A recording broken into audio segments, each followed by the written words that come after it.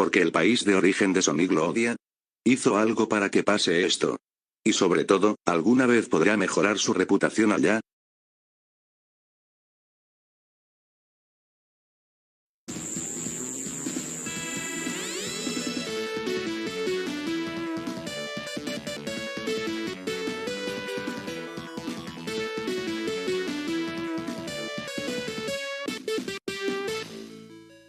Sonic es de los iconos más grandes de los videojuegos, que si bien ha tenido altos y bajos, siempre ha estado presente, tanto jugadores como espectadores, pero siempre hay algo que nunca pudo lograr. Mientras en Occidente Sonic es un símbolo, en Japón fue lentamente rechazado, ignorado y desplazado, no por fracaso o falta de calidad, aunque a veces también sí, sino por algo más, y si ves con atención, notarás que Sega tomó decisiones que no buscan salvar a Sonic en Japón, sino sobrevivir sin él.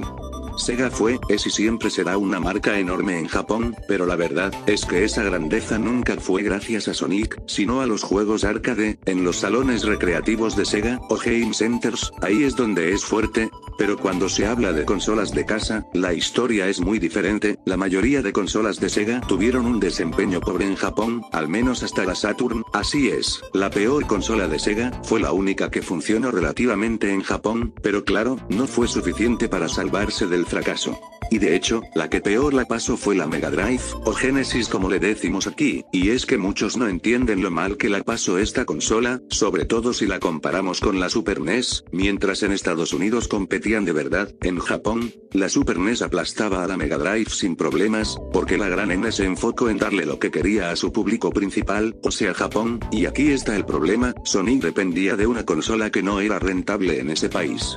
Cuando Sonic 1, Sonic 2 y Sonic 3 y Knuckles hacían historia en América y Europa, en Japón esos títulos salieron en plataformas que ya estaban muriendo y que pocos usaban, por ejemplo Sonic 2, que en América vendió más de 7 millones de copias y en Japón uno pensaría que vendió similar o más, pero no, solo vendió 400.000 copias. Algunos me dirán que Sonic sí tuvo juegos en arcades, pero estos eran juegos spin-off que no eran parte de la historia principal y lo peor es que sí se hicieron por de Sonic 1 y 2 pero para otros países y no para Japón. ¿Qué significaba esto? ¿Será que ya le habían soltado la mano?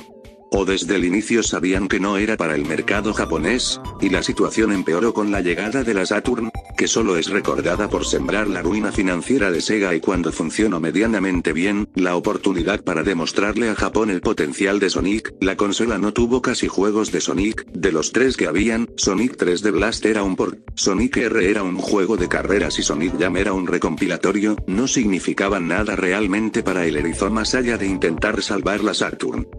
Aquí Sega casi deja morir a Sonic, e iban a pasar a otra mascota, porque la Saturn fue un fracaso. Sonic Extreme destruyó a Sonic, y Japón no quería saber nada del erizo, era el escenario perfecto para que Sonic muriera ahí. Pero la Dreamcast salió y junto a dos juegos que pudieron cambiar el rumbo de Sega y Sonic para siempre, hasta que Sega dejó de producir consolas y se volvió multiplataforma. Para un japonés, entrar a Sonic era ver la era más desastrosa de Sonic, con fracasos, reinicios, etc. No había razón para entrar a Sonic en ese momento.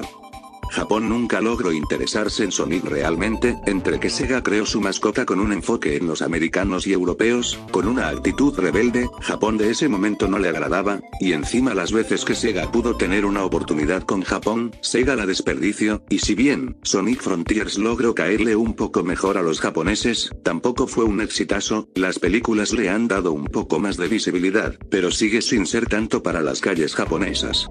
Entonces, ¿Japón odia a Sonic? ¿Todo lo que le pasó es razón para ser odiado? ¿Alguna vez mejorará su reputación ahí? Si bien la relación de Sonic y Japón es más de indiferencia, aunque la palabra odio es más llamativa que indiferencia, todos los años de existencia de Sonic nunca fueron aprovechados para darle algo a Japón que fuera a interesarles, aunque Sega lo intentaba, pero no con tantas ganas. Pero Sonic ha tenido últimamente un poco más de atención por esas tierras, pero no se compara con la atención que recibe en esta parte del mundo, y este tema es importante por dos razones. Primero, es curioso cuando a un producto de su país le va mal, pero afuera le va bien, y segundo, porque el mercado japonés es grande y sería una gran fuente comercial para Sega, pero bueno, el mundo es más grande que Japón, así que estaremos bien. Aunque sí me gustaría que dejaran de darle a ellos las ediciones especiales a Japón cuando ellos ni las quieren, pero nosotros sí las queremos, porque nosotros amamos al personaje. Dejen de hacer migajear a Japón con sus bellas ediciones especiales, que nosotros sí las amaremos como las bellezas que son. Pero bueno, si te gustó este video, no olvides dejarme un buen like y suscribirte, que me ayudas mucho a seguir con estos videos. Nos vemos y hasta la próxima.